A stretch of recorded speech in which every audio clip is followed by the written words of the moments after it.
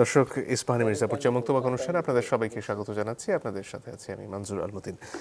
সংস্কার প্রশ্নে আবারও রাজপথে কর্মসূচির দিকে বিরোধী দল ধাবিত হচ্ছে, সেখান থেকে আজকে আলোচনা শুরু করতে চাই।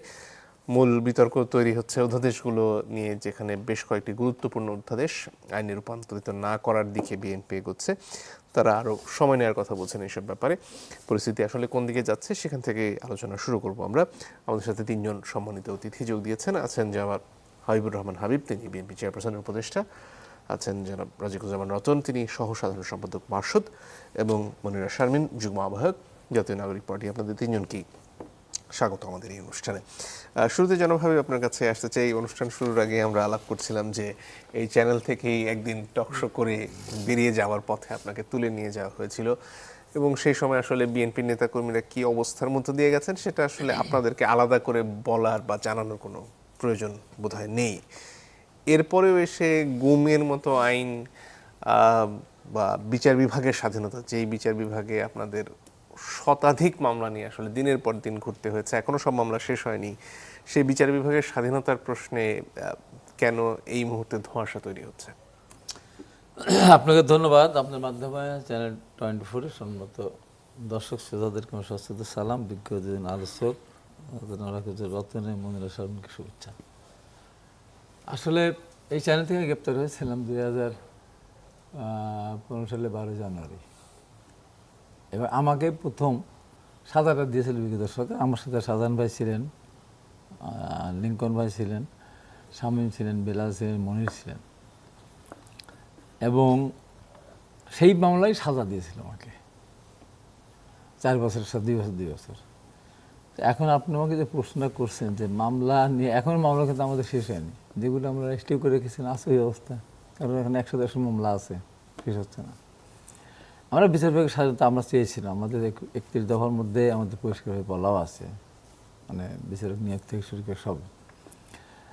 এখনই সব শেষ হয়ে গিয়েছে বলে আমি মনে করি না। বিএনপি জনগণের স্বার্থেই কাজ করে, জনগণের বিরুদ্ধে, জনস্বার্থের বিরুদ্ধে যাবে না। গুমখুনের ব্যাপারটা তো প্রথমত এমনই হলো যে বিএনপি এই গুমের বিরুদ্ধে, এখন তো ঘুরে ফিরে আসছে মানবতা বিরোধী সব কিছু মিলিয়ে। হয়তো ভাষাগত দিক হয়তো এদিকে হতে পারে। আমার মূল বক্তব্য হলো যে আমাদের দলের চেয়ারম্যান, যিনি দীর্ঘদিন অত্যন্ত নির্যাতিত হয়ে দেশে বাইরেছেন, ওনাকে যেভাবে নির্যাতন করা হয়েছিল, পৃথিবীর ইতিহাসে একজন নাই এরকম সন্তান তো নাই যে বাবা মহান স্বাধীনতা ঘোষক, সেনাপ্রধান, সেক্রেটারি কমান্ডার বীর উত্তম, মা প্রধানমন্ত্রী, পৃথিবীর সর্বপ্রথম সন্তান উনি, সৌভাগ্যবান সন্তান, তাকে যেভাবে নির্যাতন করা হয়েছিল। এত বছর পর দেশে আসলেন, সে মাকে হারালেন,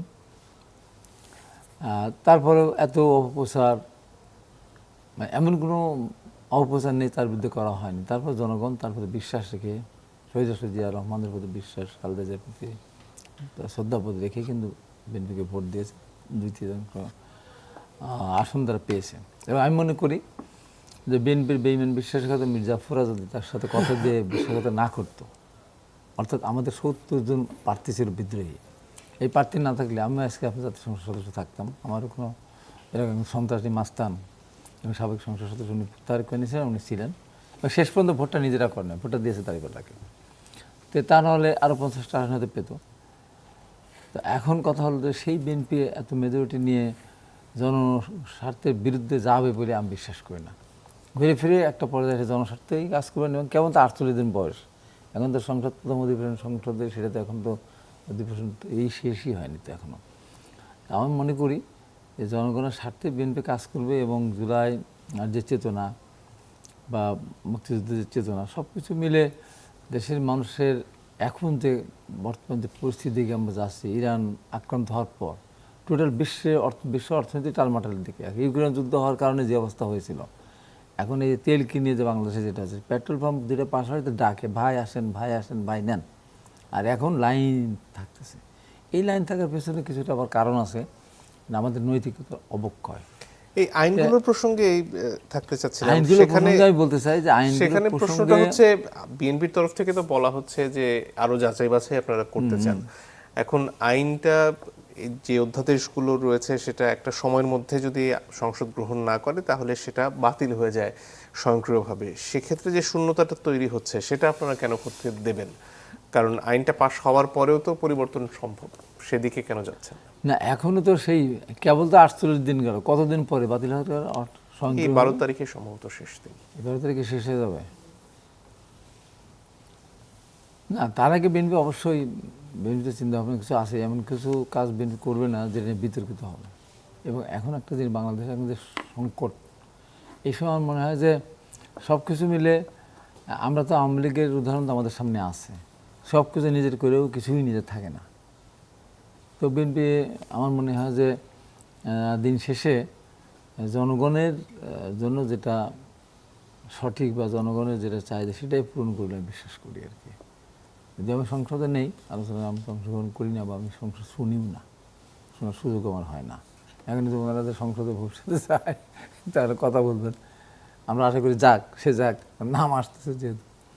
আমার কথা হলো যে এই যেমন বিএনপি কতগুলি জিনিস তো ধরেন আপনার কোনো ঘোষণা ছিল না, এই যে আমাদের বর্তমান প্রধানমন্ত্রী এই সেই কতগুলি একেবারে যেগুলি জনস্বার্থে জনগণ পছন্দ করেছেন, ধরেন প্লট নেবেন না, সরকারের প্লট নেবেন না, সরকারের ট্যাক্স ফ্রি গাড়ি নেবেন না, নিজে যেমন কোনো ট্রাফিক নিয়ে না করে উনি সাধারণ পাবলিক চলতেছেন, তার গাড়ি ভরের কমিয়ে দিয়েছেন।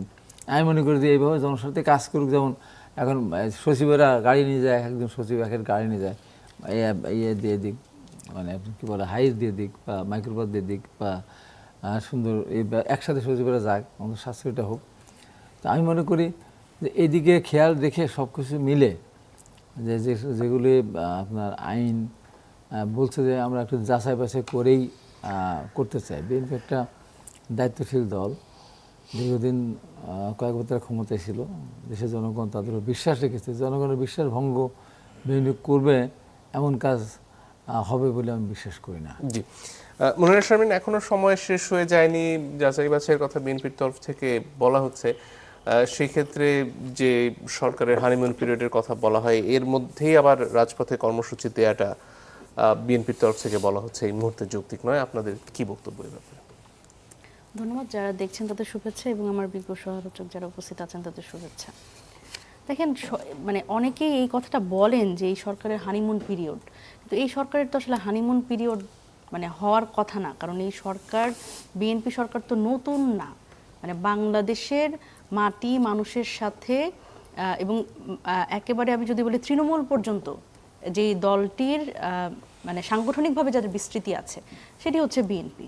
সুতরাং এত পুরাতন একটা দলের আবার আপনি হানিমুন পিরিয়ড দিবেন, মানে এইটার অর্থ অবশ্য আমি একটু কম বুঝি। সেটা হচ্ছে যে তারা ক্ষমতায় এসছে, 2/3 মেজরিটি নিয়ে এসছে, মানুষ তাদের প্রতি আস্থা রেখেছে, এবং তারা আসলে যেই ইশতেহার বলেন এবং আমি যদি বলি যে ঐকমত্য কমিশনে আমাদের বহুদিন আলাপ আলোচনার পরে 31টিরও বেশি রাজনৈতিক দল আমরা আলাপ আলোচনা করেছি এবং একটা গণভোট হয়েছে একেবারে 4টি প্রশ্নের উপরে। সেখানে এই গণভোটের জন্য প্রচারণা করেছেন তাদের প্রত্যেক রাজনীতিবিদরা সেই দলের, একেবারে আমি যদি বলি প্রধানমন্ত্রী থেকে শুরু করে স্বরাষ্ট্রমন্ত্রী এবং স্থানীয় সরকার মন্ত্রী, ইনারা যে আসলে এই পক্ষে প্রচারণা করেছে, প্রত্যেকে প্রচারণা করেছে যারা আসলে যারা এখন সংসদে বসে আছেন। সুতরাং এই যে একটা ফাঁকি, তাহলে এখন যখন এত প্রশ্নের অবতারণা ওনারা করছেন সংসদে, তাহলে তখন কেন এই প্রশ্নগুলো আসেনি?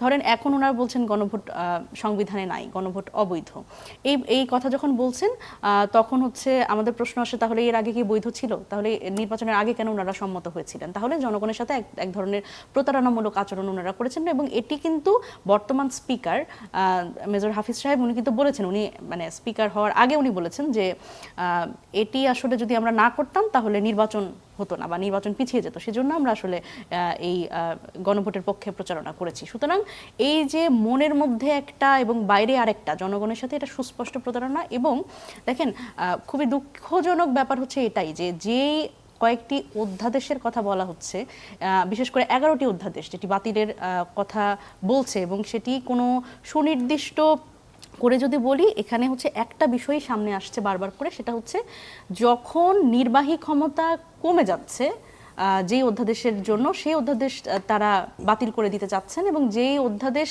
এখন হয়তো প্রয়োজনই নাই, সেটা বিশেষ সময়ের জন্য করা হয়েছে, সেই অধ্যাদেশ আবার বলবৎ রেখে দিতে চাচ্ছেন যাতে তাদের এই নির্বাহী ক্ষমতাটা আরও তারা প্রয়োগ করতে পারে। সুতরাং এই যে নির্বাহী ক্ষমতার একটা ব্যালেন্সের কথাই তো আমরা আসলে বলছিলাম, যে আমরা যে রাষ্ট্র সংস্কারের কথা বলছি 5 আগস্ট পরবর্তী সময়, আমরা বলছিলাম যে এই পাওয়ার ব্যালেন্স করা।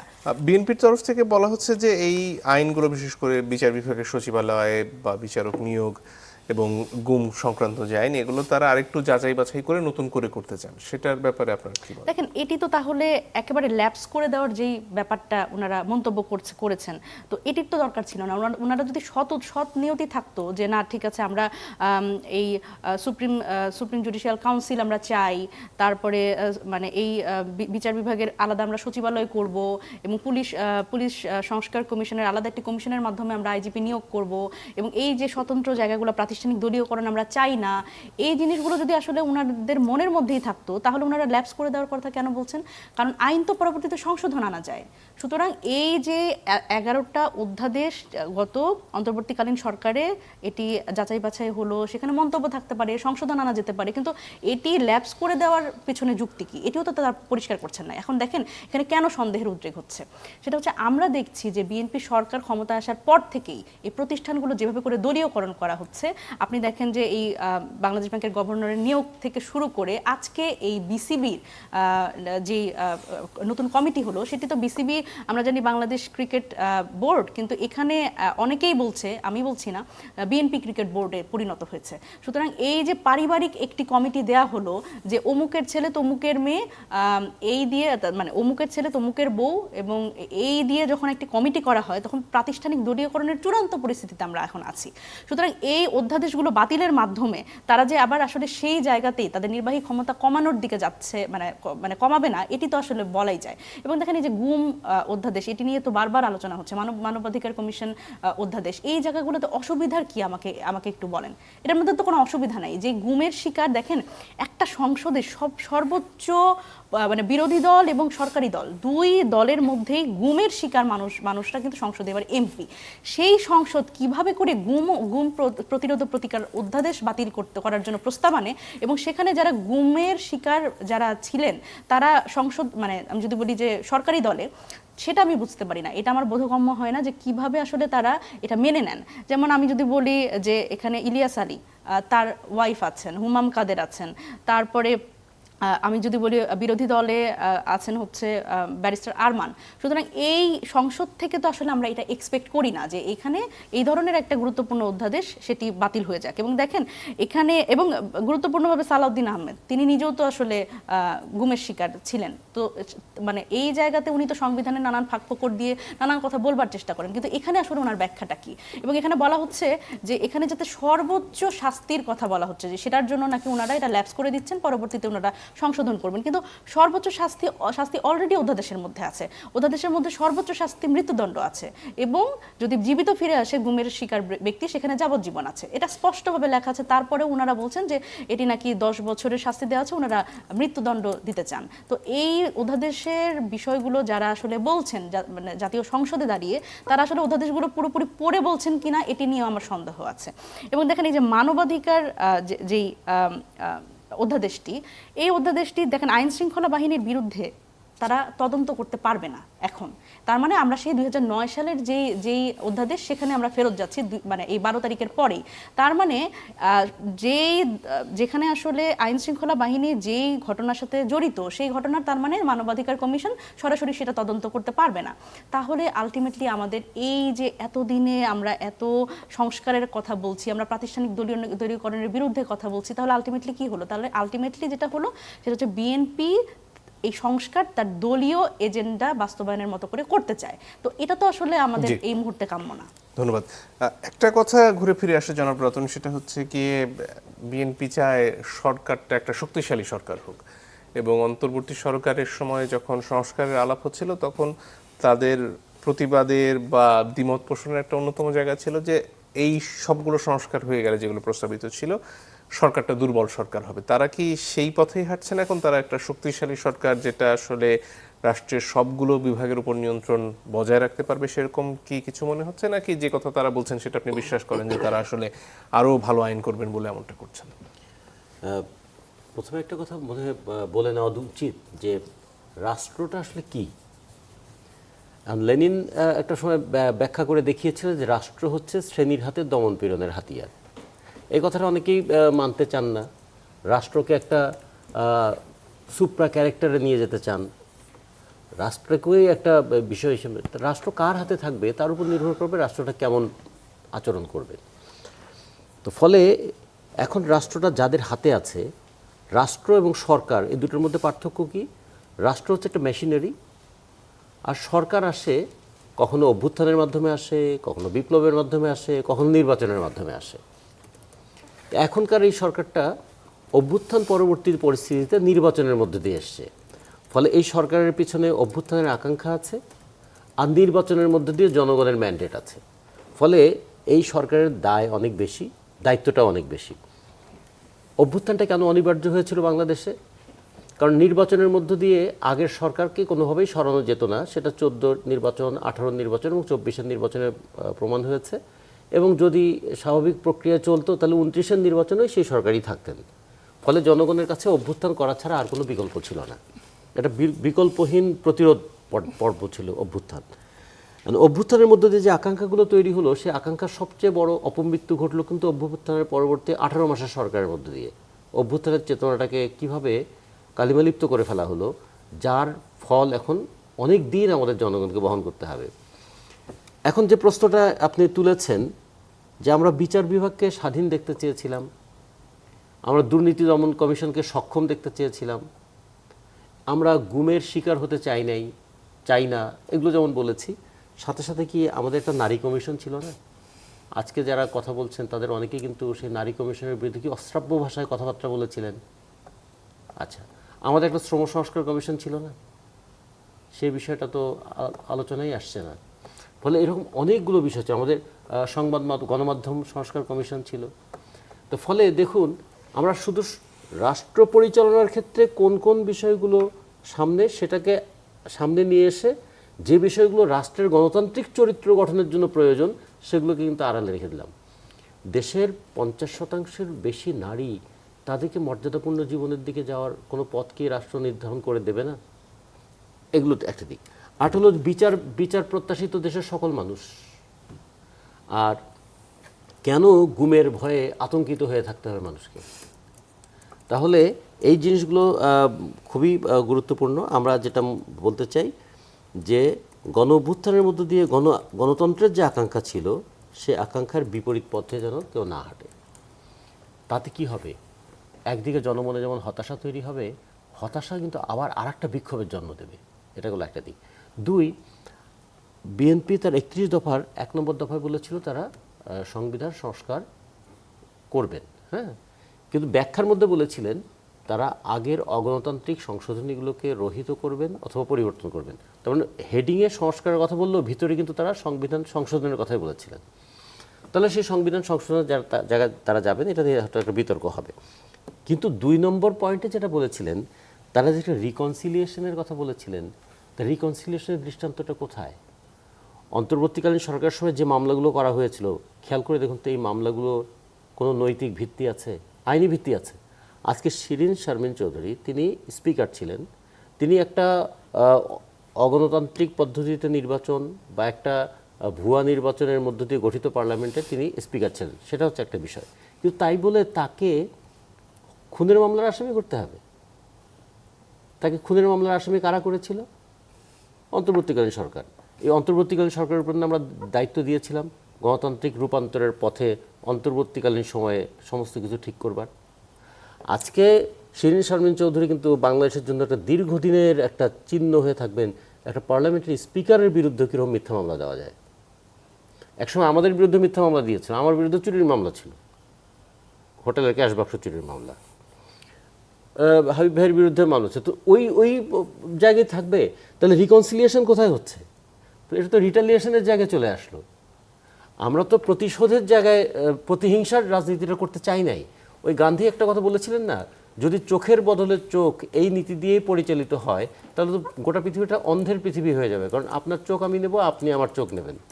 যেমন করে ট্রাম্প আজকে যে কথাটা বলল, দেখুন আমেরিকার যারা গণতন্ত্রকামী মানুষ তাদের কীরকম লাগবে এই কথাগুলো, আমরা আজকে একটি সভ্যতাকে শেষ করে দেবো। আচ্ছা, ইরানের বিরুদ্ধে আক্রমণ, কিন্তু সে কিন্তু ডিক্লেয়ার করে দিল একটা সভ্যতাকে শেষ করে দেবে। হিটলারও কিন্তু বলে নেই আমরা ফ্রেঞ্চ সভ্যতা শেষ করব। হিটলারও কিন্তু বলেনি যে আমরা মস্কো ইয়ে করে ঐতিহ্য শেষ করে দেবো। আর বলছে আমরা মস্কোতে গিয়ে, হিটলার বলছে মস্কোতে গিয়ে আমরা চা খাবো। সে চা খাওয়া তার হয়নি, বার্লিনে তাকে পালিয়ে যেতে হয়েছিল। কিন্তু তারও একটা মানে হিটলারের মতো একটা ফ্যাসিস্ট, সেও কিন্তু এত দুর্বৃত্তপনা তার কথায় ছিল না। আজকে ট্রাম্প সেটা করছেন, সেটা বলছেন। তাহলে এগুলো খেয়াল রাখতে হবে যে এগুলো কি গণতন্ত্রের ভাষা হতে পারে, এগুলো কি মূল্যবোধের অবক্ষয় নয়। তাহলে বিশ্বব্যাপী পুঁজিবাদী সাম্রাজ্যবাদীরা যে জায়গায় চলে গেছে, বাংলাদেশে পুঁজিবাদী পথে দেশ পরিচালনা করলে এখানে কিন্তু রিটেলিয়েশনের রাজনীতিটাই হবে। যে কারণে একদিকে যেমন আমরা গুমের বিরুদ্ধে পদক্ষেপ যেটা নিতে চেয়েছিলাম সেই ক্ষেত্রে একটু হতাশ হলাম, আরেকদিকে অন্তর্বর্তীকালীন সরকারের সময় আমরা দেখেছিলাম যে আওয়ামী লীগ তার আগে যেটা প্রশাসনিক নিপীড়ন চালিয়েছিল, অন্তর্বর্তীকালীন সরকারের সময় সেটা মবের নিপীড়নের রূপ নিয়েছিল। দুটাতেই কিন্তু বিচার বিভাগ ক্ষতিগ্রস্ত হয়েছে, বিচার বিভাগ স্বাধীনভাবে কাজ করতে পারে নাই। ফলে আমরা মনে করি এখন এই বিতর্কের জায়গাটা এসছে, বিতর্কটা যেন একটা সমাধানের দিকে আমাদেরকে নিয়ে যায়, আমরা অধিকতর গণতন্ত্রের জায়গায় যাব। আমাদের এখানে সবসময় এমন হয় কি প্রতিপক্ষ বানিয়ে ফেলা হয়, 24কে প্রতিপক্ষ বানিয়ে ফেলা হয় 71-এর। তাহলে আসলে 71-এর মুক্তিযুদ্ধের বাংলাদেশেই তো আমরা গণতন্ত্রের সংগ্রামটা করেছিলাম। ফলে একটা থেকে আরেকটা উন্নততর জায়গায় যাবে, আমরা গণতন্ত্র থেকে আরও অধিকতর গণতন্ত্রের সংগ্রামের দিকে যাব। তা না হয়ে এখানে যে প্রতিশোধের প্রতিহিংসার জায়গাটা যদি চলতে থাকে তাহলে এই পার্লামেন্টে প্রচুর বিতর্ক হবে, কিন্তু সেই বিতর্কগুলো সমাধানের দিকে যাবে না। আমরা মনে করি যে একটা অন্তহীন বিতর্কের সভায় যেন পার্লামেন্ট পরিণত না হয়। প্রতি মিনিটে 2,72,000 টাকা খরচ করে আমরা জনগণের জীবনের কত সমস্যা সেগুলোকে বাদ দিয়ে আমরা এমন এমন কিছু বিতর্কের জন্য লিপ্ত না হই, মানুষ শেষে বলবে দূর পার্লামেন্টারি বিতর্ক ভালো লাগে না। তো এই জায়গায় মানুষকে যেন আমরা হতাশা এবং তাকে বিরক্তির জায়গায় নিয়ে না যাই। জি, ধন্যবাদ। একটা বিরতির সময় হয়ে গেছে দর্শক, একটু পরে ফিরে আসছি, আশা করি সাথে থাকবেন। দর্শক, আপনারা দেখছেন ইস্পাহানি মির্জাপুর চা মুক্তবাক।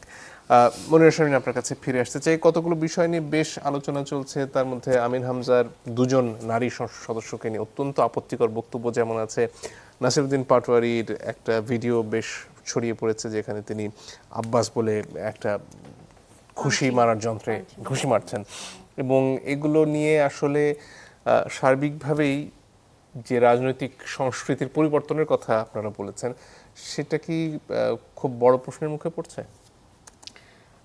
অবশ্যই, মানে খানিকটা তো অবশ্যই। মানে আমি যদি বলি যে এই একজন এমপি সংসদে বসে যখন তার সহকর্মী যারা আছেন নারীরা, তাদের ব্যাপারে যখন আবার ওয়াজ করতে গিয়ে একটা জনসমাগমে এই ধরনের কথাবার্তা বলেন, আপত্তিকর কথাবার্তা বলেন, এবং শুধুমাত্র নারী না, কিন্তু পুরুষ সাংসদ তাদেরও মানে বডি শেমিংয়ের মতো কথা বলেন। তো আমি আসলে এই ঘটনাটা দেখার পরে আমি নিজেই আমার ফেসবুকে স্ট্যাটাস দিলাম যে আসলে আমরা আসলে সংসদে যেই সংস্কৃতিটা দেখতে চাই বা যাদের আমরা দেখতে চাই যে তাদের মুখ থেকে যেই ধরনের কথা আমরা শুনতে চাই, জনগণের কথা, জনগণের পক্ষ থেকে যারা নির্বাচিত হয়েছেন তারা রিপ্রেজেন্টেশন আকারে যেই ধরনের কথা বলবেন এবং যেই ধরনের সংস্কৃতিতে রাজনীতিটাকে নিয়ে যাবেন বলে আমরা ভেবেছিলাম, সেই জায়গা থেকে আমরা অনেকখানি পিছিয়ে আসছি। কারণ এরকম নারী বিদ্বেষী, এবং আমির হামজার ব্যাপারে আমি যদি বলি যে উনার কিন্তু বিগত রেকর্ডও ভালো না, উনি কিন্তু নারীদের নিয়ে নারী বিদ্বেষী নানান ধরনের কথাবার্তা এর আগেও বলেছেন। সুতরাং এই জায়গা থেকে মানে আমি মনে করি যে উনার এটা, যেহেতু উনি জামাতের একজন প্রতিনিধি, জামাতের পক্ষ থেকে উনি এমপি ছিলেন, তো এটা তো অবশ্যই জামাতের দায়িত্ব তার ব্যাপারে সাংগঠনিক ব্যবস্থা নেওয়া। কারণ উনি যদি এই ধরনের বেফাস কথা সংসদের মধ্যে বলতে থাকেন তাহলে তো এটা খুবই অসুবিধাজনক এবং খুবই অসম্মানজনক। তো এটা একটা বিষয়। এবং দেখেন, রাজনৈতিক সংস্কৃতির যে পরিবর্তনটা আমরা আশা করেছিলাম সেটার থেকে আমরা বেশ খানিকটা দূরে, এটা কিছুটা বাস্তবতা। এবং ধরেন কখনো ধরেন শুধুমাত্র এনসিপি চায় একটা সুন্দর রাজনৈতিক সংস্কৃতি, সেটাও তো আসলে সম্ভব কিন্তু না। আপনাদের কারণ গুরুত্বপূর্ণ নেতা নাসিরউদ্দিন পাটোয়ারির এই- কর্মকাণ্ড সম্পর্কে কি বলবেন? এটার ব্যাপারে দেখেন, ব্যক্তিগতভাবে এখানে আমার মত হচ্ছে যে এই ধরনের ব্যক্তি আক্রমণ করে কোনো কথা বলা, এটা রাজনৈতিক শিষ্টাচারের মধ্যে পড়ে না, একেবারে এটা একদম সহজ কথা। এবং আমি ব্যক্তিগতভাবে এই ধরনের কথাবার্তা সাপোর্ট করি না।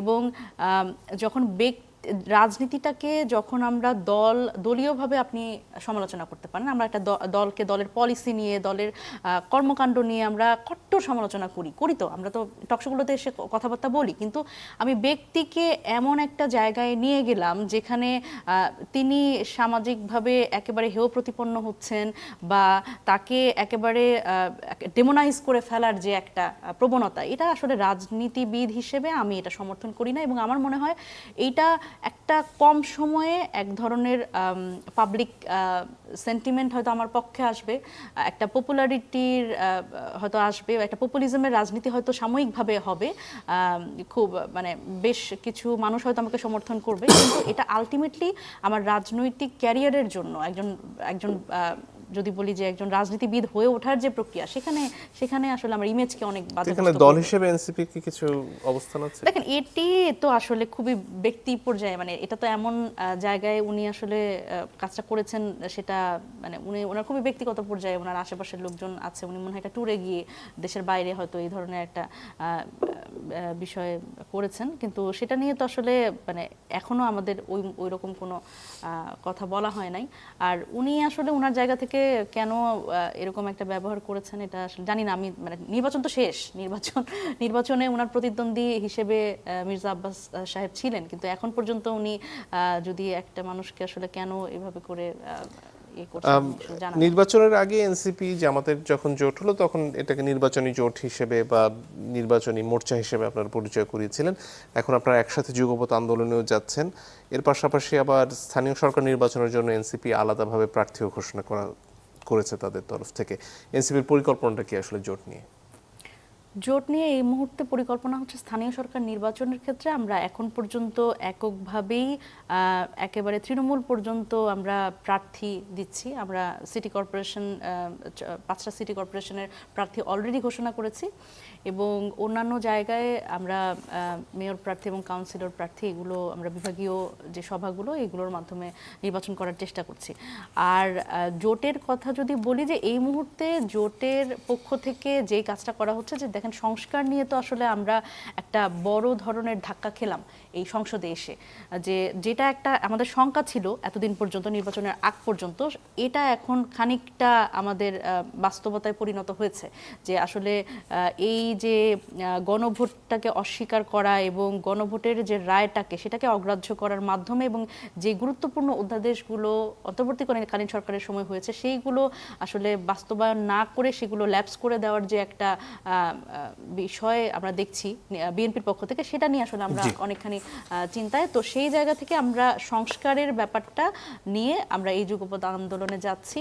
সেটাতে অবশ্যই জামাতের সাথে সেই আন্ডারস্ট্যান্ডিংটা অবশ্যই আমাদের মাঠে রাজপথের আন্দোলনে সেটা থাকবে। ধন্যবাদ। জনাব হাবিব, আপনার কাছে আসতে চাই। আজকে সংসদে জুলাই আন্দোলনের ট্রফি নিয়ে বিস্তর আলোচনা হয়েছে। সেখানে স্থানীয় সরকার প্রতিমন্ত্রী কিছু কথা বলেছেন, নিশ্চয়ই আপনি দেখেছেন। তারপরও খানিকটা দর্শকদের সুবিধার জন্য মনে করিয়ে দিচ্ছি। তিনি বলেছেন, জুলাই আগস্টের আন্দোলনে ছাত্র জনতার সঙ্গে আমরা সবাই ছিলাম।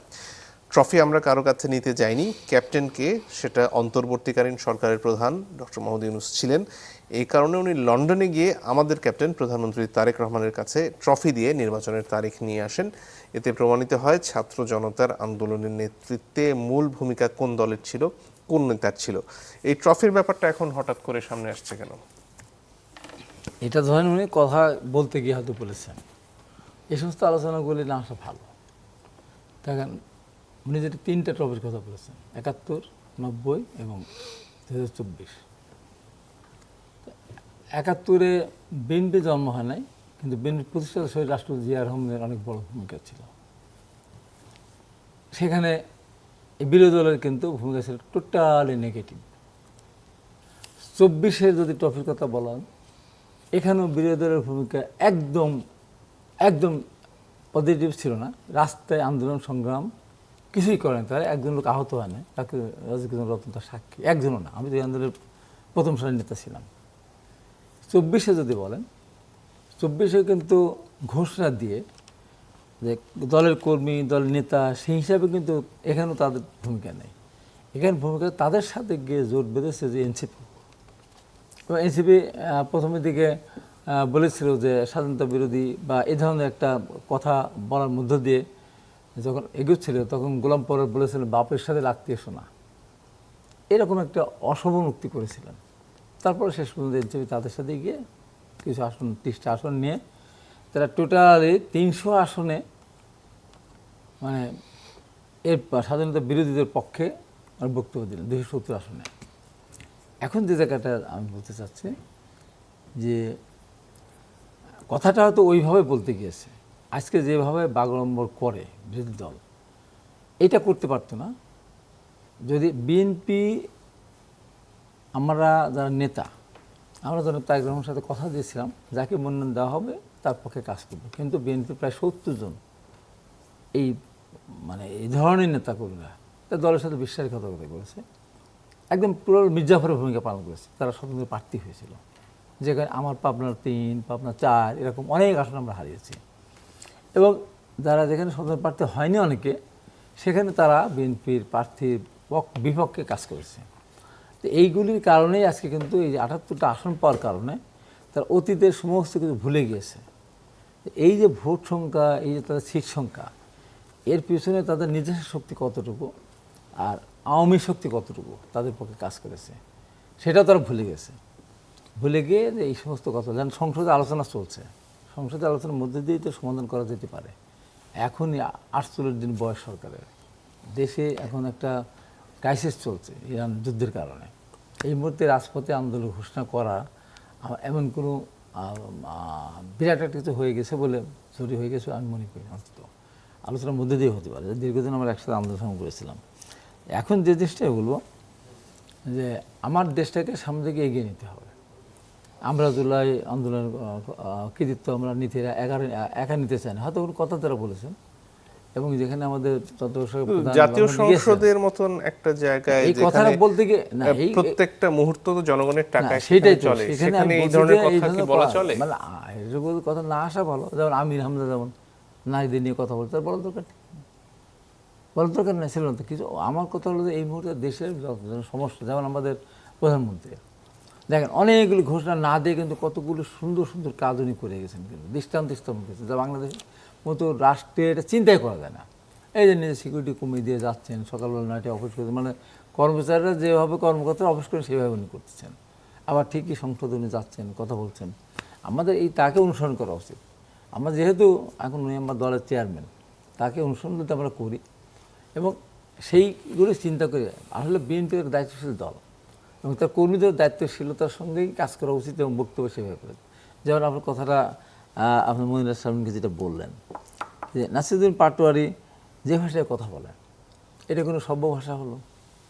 একটা বাচ্চা ছেলে আব্বাস চোর, আব্বাস চাঁদাবাজ একটা দেখালো, তাই ঘুষি মারতেছে। এই যে অসভ্যতা, এবার আমি মনে করি যে আমাদের সংস্কৃতি, আমাদের রাজনৈতিক সংস্কৃতি সবচেয়ে বেশি ক্ষতিগ্রস্ত হয়েছে এই 5ই আগস্টের এই পরে। এই যে রাষ্ট্রপতিকে বলতেছে যে কুত্তার বাচ্চা রাষ্ট্রপতি, সেনাপ্রধানকে বলতে শুয়োরের বাচ্চা সেনাপ্রধান, বলতেছে ইট খুলে নিয়ে আসবে ক্যান্টনমেন্ট থেকে। এবং সবচেয়ে বেশি দুঃখজনক ব্যাপার হলো যে শহীদ রাষ্ট্র জিয়া রহমানের বিরুদ্ধে সাদিক ক্যাম্প বলল কি ফ্যাসিস্ট খুনি জিয়া রহমান। ম্যাডাম খালেদাকে বলে ফেললো এটিএমের টাকা আত্মসাৎকারী। তারেক রহমান বলে 1, 2, 3, 4 তারেক রহমান পিঠে মানে নাকি অসভ্যতা। বিএনপি বলছে চাঁদাবাজ। এই যে এক একজনের এক এক বক্তব্য, এই যে যখন আওয়ামী লীগ ব্যান্ড করার জন্য তারা আন্দোলন করলো, প্রধান উপদেষ্টার ওখানে গেল, তখন তাকে এখান থেকে সরিয়ে নিয়ে গরম পানি না দিয়ে নরম পানি মানে ঠান্ডা পানি দেওয়া হলো। সেখানে গিয়ে রাত্রে স্লোগান শুনতে গোলাম আজমের বাংলাদেশ, নিজামীর বাংলাদেশ, এগুলিকে আমরা শুনতে চেয়েছি। এটা হয়, এটা হয়। এবং সেখানে বলছে বিএনপির বিরুদ্ধে স্লোগান দেওয়া হয়েছে এবং এমনও কথা বলে বিএনপিকে দেশ থেকে বিতাড়িত করা। আরে বিতাড়িত করে দেবে? আমরা তো কোনো সরকারকে বিতাড়িত করতে চাই না। তো এই রাজনৈতিক সংস্কৃতি থেকে আমাদের ফিরে আসতে হবে। এবং বিএনপি অবশ্যই, এই সুপ্রিম জুডিশিয়াল কাউন্সিলের কথা আজকে বলা হচ্ছে, বিএনপির একটি দলের মধ্যে ছিল এবং সুপ্রিম জুডিশিয়াল কাউন্সিলতে শহীদ রাষ্ট্র জিয়া রহমানই প্রথম প্রবর্তন করেন। উনি তো এই আইনটা প্রবর্তন করেছেন এবং বিএনপির আছে। বিএনপি হয়তো যে ভাষায় এখন বিএনপি কথা বলতেছে সেইটাকে হয়তো ঘুরায় পেঁচায় নিয়ে শেষ কথা যেটা বলবো সেটা বিএনপি 2/3 মেজরিটি পেয়েছে তাই বলে বিএনপির গায়ে যে সব কিছু করবে বলে আমি বিশ্বাস করি না। এখন দেশটাকে আগে বাঁচাতে হবে। আইন আমরা তো করবে, আইনের প্রতি আমাদের সম্মান থাকবে।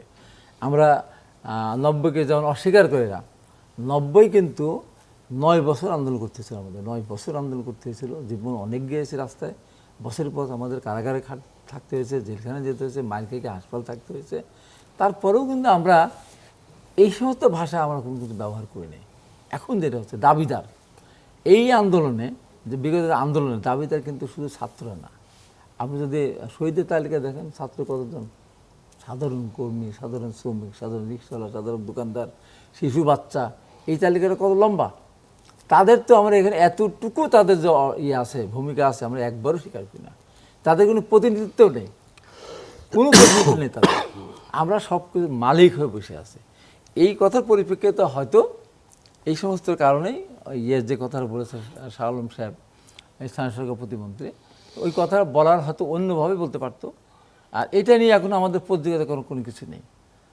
আফটার অল ফ্যাসিস্ট বিদায় হয়েছে, সবার এর ভিতরে আন্দোলনের মধ্যে দিয়ে সাধারণ মানুষের এই আন্দোলনে অংশগ্রহণ করার কৃতিত্ব কার? এটা বিএনপিরও না, এটা ওই ছাত্রদেরও না, এটা টোটাল কৃতিত্ব হলো ফ্যাসিস্ট সরকার প্রধানমন্ত্রী। দ্রব্যমূল্যের ঊর্ধ্বগতি, গুম খুন, নির্যাতন, টাকা পাচার, ব্যাংক থেকে টাকা লুটপাট, ঋণ খেলাপি, এই সমস্ত কারণে দ্রব্যমূল্যের ঊর্ধ্বগতি, মানুষ অতিষ্ঠ হয়েছিল। তাই ছাত্ররা যখন নেমে এসেছে, তারা যখন বৈষম্য বিরোধী আন্দোলন শুরু করেছে, এই যে শেষ দিকে বলি, আপনার চেহারাটা এখন সারা বাংলাদেশের মানুষের সামনে কিন্তু ভাসে।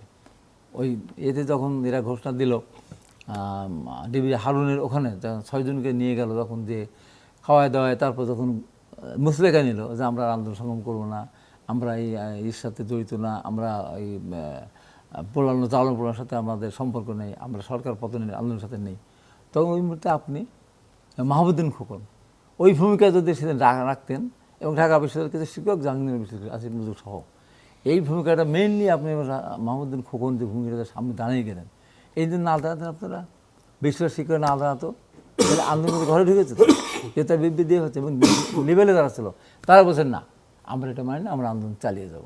কিন্তু আন্দোলনটা ছিল কিসের? বৈষম্য বিরোধী আন্দোলন, সরকার প্রধান আন্দোলন ছিল না, যেখানে 9 দফা ছিল। 1 দফায় আসার পরে, আর আমাদের 1 দফা ছিল আগের থেকে, কিন্তু আমাদের একটাই দফা ছিল সরকারের পতন, মানে জি এটা। এখন এই জন্য এইগুলি কৃতিত্ব নিয়ে দাবি দেওয়া না করে দেশটাকে কীভাবে সামনে এগিয়ে নেওয়া যায় সেটা এগিয়ে নিয়ে যেতে হয়, এবং যে আইনগুলি আমরা প্রণয়ন করব সংসদে আলোচনা করে, সেটা দেশের মানুষের পক্ষে যেন হয়। এমন কোনো আইন বিএনপি করবে না, বা এমন কোনো কাজ বিএনপি করবে না যে চোখের সামনে দেশ থেকে পালিয়ে যেতে হয়, এমন কাজ বিএনপি করবে বলে বিশ্বাস করি না।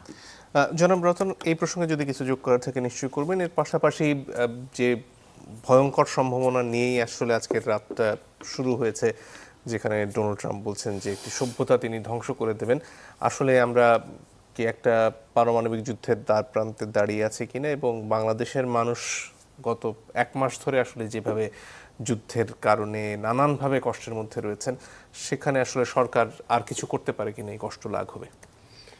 প্রথমে একটু বলে নেই যে আমরা ট্রফি বনাম ট্র্যাজেডির মধ্যে আছি। খেলোয়াড়রা খেলে কে ট্রফি নিলেন সেটা নিয়ে বিতর্ক হচ্ছে, কিন্তু এই যে হাজার হাজার দর্শক টিকিট কেটে খেলা দেখতে আসলেন, পছন্দের দলের পক্ষে সমর্থন জানিয়ে মারামারি করে কেউ আহত হলেন, কখনো কখনো দর্শকরা নিহতও হয়, সেই দর্শকদের কি থাকে বলেন?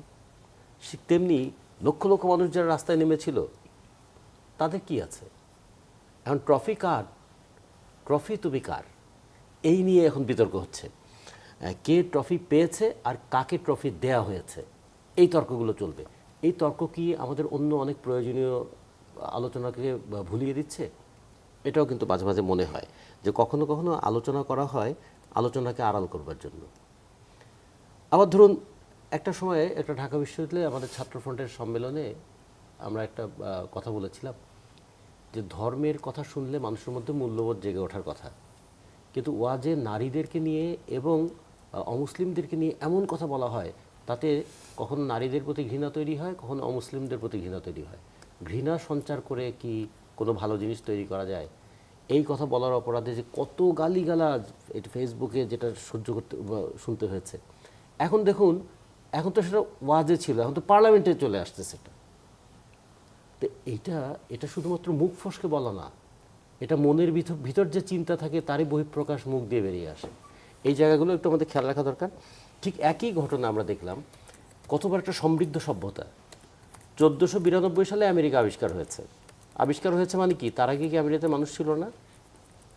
স্প্যানিয়ার্ডরা ওখানে গিয়ে ওখানকার যে স্থানীয় সংস্কৃতি সেটাকে ধ্বংস করেছে। সে কত সমৃদ্ধ রেড ইন্ডিয়ান মানে সংস্কৃতি, সেগুলো আমরা খোঁজ পাই না। সেটা নিঃশেষ করে মানে আমেরিকার রাষ্ট্রটাই তৈরি হয়েছে এমন একটা আমরা ইতিহাস পড়েছি যে আমেরিকাটা আবিষ্কার হয়েছে। আসলে তার আগে তাহলে আমেরিকা ছিল না, আমেরিকাতে মানুষ ছিল না, সভ্যতা ছিল না, কিচ্ছু ছিল না। এইরকম করে একটা ন্যারেটিভ তৈরি করা হয়েছে। তারপরে ধরুন সেই আমেরিকা আজকে একটা পার্সিয়ান সভ্যতা, হাজার হাজার বছরের পুরনো সভ্যতা, সেই সভ্যতাকে উড়িয়ে দেওয়ার চেষ্টা করেছে। আমরা এখন বলি না বিপি মানে ব্রিটিশ পেট্রোলিয়াম, এটা ছিল তো আগে অ্যাংলো পার্সিয়ান অয়েল কোম্পানি। মানে 1909 সালে তেল আবিষ্কার করার পরে পার্সিয়ান অয়েলকে সামনে রেখে ব্রিটিশের নাম করেছিল অ্যাংলো পার্সিয়ান। তারপরে হলো কি ব্রিটিশ পার্সিয়ান, পরে ওরা নাম চেঞ্জ করে ব্রিটিশ পেট্রোলিয়াম করলেন। তার মানে আজকে যে তেল নিয়ে যে বিষয়টা, তার পিছনেও ইরানের কত বড় ভূমিকা। আচ্ছা, বিশ্ব অর্থনীতিতে তো বটেই, সংস্কৃতিতেও ইরানের ভূমিকাটা কি? ইভেন আমাদের দেশে আমরা যে গর্ব করি না, অনেকের নাম আমরা রাখি যে সোহরাব, রুস্তম, এই সোহরাব রুস্তম তো বীরদের গঠন না। সোহরাব রুস্তম কেউ কিন্তু মুসলমান ছিল না, তারা অগ্নিবশক ছিল, মানে পার্সিয়ান ছিল আর কি। পার্সিয়ানরা তো আর মুসলিম ছিল না, পার্সি। হ্যাঁ ফার্সি ভাষায় কথা বলতো। এবং আপনারা জানেন যে 1832 সালের আগে পর্যন্ত আমাদের এখানে রাজকার্যের ভাষাও তো ছিল ফার্সি। ব্রিটিশরা এসে 1835 সালের পর থেকে সেটাকে রিপ্লেস করে ইংরেজি নিয়ে এলো। ফলে আমাদের সঙ্গে কিন্তু সংস্কৃতির ঐক্য বলেন, আমাদের এখানে ভাবের ঐক্য বলেন, এবং গোটা পৃথিবীতে কত বড় ভূমিকা আছে এই পার্সিয়ান সংস্কৃতি। সেটাকে শেষ করে দেবো তেলের জন্য। দুইটা জায়গা, একটা হলো তেলের ক্ষেত্রে ইরানের ভূমিকা খুব বেশি না, গোটা পৃথিবীর অয়েল রিজার্ভের 3% তারা হোল্ড করে। কিন্তু ইরানের সম্ভাবনা হচ্ছে গ্যাসে, আর ইরানের প্রয়োজন হচ্ছে ভৌগোলিক অবস্থান। ওই যে হরমুজ প্রণালী 31 কিলোমিটার চওড়া একটা প্রণালী, যার উপর দিয়ে গোটা পৃথিবীর মোট তেলের 20% উপর পরিবহন হয়, সেটা একটা দিক। আর ইরান এই জায়গায় দাঁড়িয়ে গেল দুইটা জায়গায়। মধ্যপ্রাচ্যের যে দেশগুলো তেলের উপর জনগণের অধিকারটাকে কেড়ে নিয়ে বাদশাহী জীবনযাপন করে, তারাও কিন্তু দেখবেন সবগুলো কিন্তু ইরানের বিরুদ্ধে। এবং এর আগে খেয়াল করে দেখুন, সমৃদ্ধ সভ্যতা ছিল কোনটা? সিরিয়ান, দামেস্কের সভ্যতা ধ্বংস হয়েছে। ব্যাবিলনীয় সভ্যতা, সেটাকে ধ্বংস করে দেওয়া হয়েছে। ইভেন আফগান সভ্যতাও, যেটা প্রথমে আমেরিকানরা নিয়ে এলো ওই আফগানিস্তানে, একসময় আফগানিস্তানের নারীরাও কিন্তু অনেক শিক্ষা দীক্ষায় গিয়ে এসেছিল, সেই জায়গায় কীভাবে আবার কুপমণ্ডক জায়গায় নিয়ে আসলো, আমেরিকান সহযোগিতায় সেটা করা হলো। তার মানে এই অঞ্চলের সভ্যতাটাকে কিভাবে ধ্বংস করে মানুষকে যদি তার সংস্কৃতির শেকড় থেকে বিচ্ছিন্ন করা যায়। আজকের যুগে কর্পোরেট কালচার বলি বা কর্পোরেট ক্যাপিটালিজম বলি বা ক্রনিক ক্যাপিটালিজম বলি বা ইম্পেরিয়ালিজম বলি, তাদের মূল কথা হচ্ছে যে প্রথমে আমাদেরকে শেকড়বিহীন করে দাও। শেকড়বিহীন করে দিলে লুণ্ঠন করাটা সহজ। টবের গাছকে তো যে কোনো এক টব থেকে আরেক টবে নিয়ে যাওয়া যায়, কিন্তু একটা মাটিতে গভীর শিকড়ে থাকা গাছকে তো ইচ্ছা করলেই উপড়ে ফেলা যায় না। এই জন্য শেকড়বিহীন প্রজন্ম তৈরি করার একটা চেষ্টা গোটা দুনিয়াব্যাপী আছে, এবং তারই একটা নির্লজ্জ, নির্মম, নিষ্ঠুর ঘটনা ঘটতে যাচ্ছে আজকে ইরানে। ইরান তারা লড়ে। ইরানের সব বিষয়ের সঙ্গে আমরা একমত নই, কিন্তু আমরা তো এইটুকু বলবো, ইরানের জনগণ ডিসাইড করবে তাদের দেশটা কিভাবে চলবে। ইরানের জনগণ সিদ্ধান্ত নিয়ে তাদের সরকার পরিবর্তন করবে না সমর্থন করবে, সেটা তাদের ব্যাপার। কেউ গিয়ে তো তাকে ওখানে গণতন্ত্র শেখাতে পারে না। অথবা তেলের জন্য রক্ত ঝরাতে তো কেউ পারে না, কিন্তু এগুলো পারছে। ফলে আজকে বাংলাদেশে যেমন আমরা গণতন্ত্রের জন্য সংগ্রাম করছি, ঠিক তেমনি বিশ্বব্যাপী গণতন্ত্রের সংগ্রাম করতে গেলেও গণতন্ত্রের সামনে প্রধান বাধা যদি বলি শোষণটা করে পুঁজিবাদ, এবং শোষণটা সংহত রূপ নেয় আরও সাম্রাজ্যবাদের মধ্যে। এই বিষয়গুলো কিন্তু একটা আলোচনার বিষয় এসে দাঁড়িয়েছে। আমাদের পার্লামেন্টে দেখুন এত কথা হলো, আজকে ইরানের প্রসঙ্গে আমরা তেমন কোনো কথা বললাম না কেন? এই প্রশ্নটা কি খুব বেশি আসলো? কিংবা এই প্রশ্নটা কেন এলো না? ইরান তো বলেছিল বাংলাদেশের 6টা জাহাজকে হরমুজ প্রণালী দিয়ে সে যেতে দেবে, দেখা গেল 6টা জাহাজের মধ্যে 5টা জাহাজের নাম ভুয়া। মানে অদ্ভুত ব্যাপার, মানে ইরান যেখানে এই যুদ্ধের মধ্যেও বলল ঠিক আছে বাংলাদেশের তেলের জাহাজকে আমি যেতে দেব, আমাদের সে জাহাজই নাই, কিন্তু আমরা নাম ওখানে দিয়ে দিয়েছি। এত না ডিজিটালের কথা বলি আমরা। তাহলে এগুলো যারা করলো সেগুলো নিয়ে কি পার্লামেন্টে খুব বেশি কথাবার্তা হবে? হচ্ছে কি? তাহলে পার্লামেন্টে কোন বিতর্কটা হচ্ছে?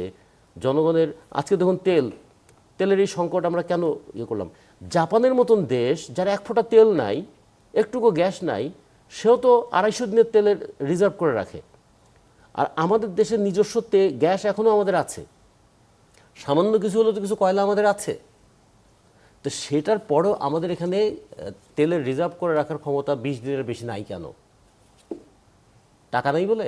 আমাদের বৈদেশিক মুদ্রায় আমাদের রিজার্ভ উপচে পড়েছে। তাহলে কেন আমাদের যে জ্বালানির উপর নির্ভর করে আছে আমাদের অর্থনীতি, যে জ্বালানির উপর নির্ভর করে থাকবে আমাদের রপ্তানি, যে জ্বালানির উপর নির্ভর করে থাকবে আমাদের কৃষি, এই যে কৃষকের জমিতে সেচ দেওয়ার জন্য জ্বালানি লাগবে, আর সার উৎপাদনের জন্য আমার গ্যাস লাগবে, সেগুলো নিয়ে ভাবে নেই কেন? একদিকে হামে মরে যাচ্ছে আমাদের শিশুরা, হামের টিকাটাও ঠিকমতো কেন হলো না? এগুলো আলোচনা হওয়া দরকার ছিল, অথবা তেলের বিষয়টাও আলোচনা হওয়া দরকার ছিল। আর একটা বিষয়, পেট্রোল এবং অকটেন দুটো তো পাই আমরা বাই প্রোডাক্ট হিসেবে গ্যাসের কন্ডেন্সেট থেকে। তাতে কতটুকু আসে? আমাদের চাহিদার 51 থেকে 55% পর্যন্ত এখান থেকে তো আসে। তাহলে সেটার এত ক্রাইসিস হচ্ছে কেন? এটা কি ম্যানেজমেন্টের ক্রাইসিস? আমরা তো একটা ম্যাটিকুলাস কথা খুব শুনেছিলাম না, এগুলো কি সব ম্যাটিকুলাস ডিস্টারবেন্স? সেগুলো একটু আমাদের আলোচনা হওয়া দরকার ছিল। তাহলে যুদ্ধ পরিস্থিতি আমাদের অর্থনীতির উপর কি প্রভাব ফেলে, আমাদের মনন জগতে কি প্রভাব ফেলে, বিশ্ব রাজনীতিতে কি প্রভাব ফেলে, সেটাও যেমন একটা আলোচনা হওয়া দরকার। দেশের অর্থনীতিটা কার স্বার্থে পরিচালিত হবে সেগুলো একটা ভালো আলোচনা আমাদের হওয়া দরকার। কিন্তু আমরা শুনছি উচ্ছেদের আলোচনা, মানুষকে স্বস্তি দেওয়ার আলোচনা খুব কম। জি, মনে শারমিন যদি আর কিছু যোগ করার থাকে। আমি একটু ট্রফি নিয়ে কথা বলে তারপর এখানে আসি। সেটা হচ্ছে দেখেন এখানে এই যে আজকে যে ঘটনাটা ঘটেছে সংসদে ট্রফির বিষয়টা, সেটা হচ্ছে এটা ফ্রুটিকা ইফেক্ট বলবো। মানে ফ্রুটিকা খেয়ে তো সবাই সত্য কথা বলে, এরকম তো আমরা অ্যাডভার্টাইজ দেখেছি। সুতরাং এখন এই ফ্রুটিকা ইফেক্টের ফলে যেটা হয়েছে যে অনলাইন ক্যাপ্টেনকে ট্রফি দিয়ে নির্বাচনের তারিখ যে নিয়ে আসছেন ডক্টর ইউনূস, সেটা প্রকাশ পেয়ে গেছে। এটার জন্য আসলে আমি আন্তরিকভাবে ধন্যবাদ জানাই, মানে যিনি আসলে যে এমপি এটা বলেছেন আর কি। সত্য কথা তো সবসময় শোনার সৌভাগ্য হয় না, তো যেহেতু রাজনৈতিক জায়গায় স্ফিয়ার একটু কম সত্য সবাই বলেন, তো উনি সত্য কথা বলেছেন। এখন এই যে দেখেন, আমরা তো আসলে সবসময় দেখেছি যে অন্তর্বর্তীকালীন সরকারের যত ব্যর্থতার দায়, এবং অন্তর্বর্তীকালীন সরকারের যত ব্যর্থতা সব হচ্ছে এনসিপির দায় ছিল, এবং এনসিপি হচ্ছে কিংস পার্টি, শব্দ এনসিপির এবং এনসিপি কিংস পার্টি। তো এই যে বাস্তবতা, সেখান থেকে আমার মনে হয় যে আজকের যে বক্তব্য এমপি সাহেবের, তো উনি এটা প্রমাণ করে দিয়েছেন যে তার মানে এনসিপি কিংস পার্টি ছিল না, বিএনপি মোটামুটিভাবে কিংস পার্টি ছিল। কারণ আমরা কিন্তু সেই সময়কার অনেক যারা আসলে সেই সরকারের গুরুত্বপূর্ণ সদস্য, তারা কিন্তু এখনো এই সরকারের গুরুত্বপূর্ণ সদস্য হিসেবে আছেন।